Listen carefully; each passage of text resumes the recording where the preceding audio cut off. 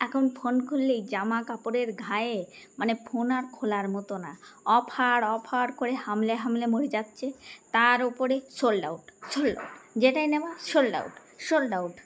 Advance payment করুন, advance booking করুন। আরে ভাই, যাদের পয়সা আছে সেখানে গিয়ে মরো। আমার ফোনে বাবা অত পয়সা নেই, আমার কাছে অত পয়সা নেই, একখান জামাও এখনো পর্যন্ত হয়নি। অথচ ছেলেগুলো বন্ধুবান্ধব যেগুলো আছে ওদের কাছে ফোন করে শুনতেছি, ভাই জামা কাপড় হয়ে কিছু বলতেছে, কাল অমুক ষষ্ঠীর দিন 1 বোতল, অমুক দিন আরও 2 বোতল।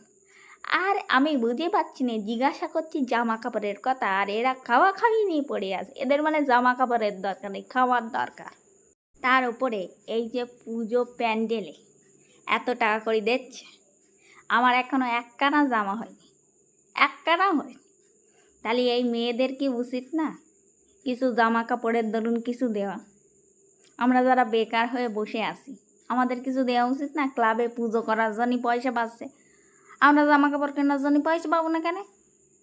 পয়সা তো পাওয়া উচিত। এটা তো আমাদের জনগণের অধিকার, নাকি রাজ্যগত অধিকার।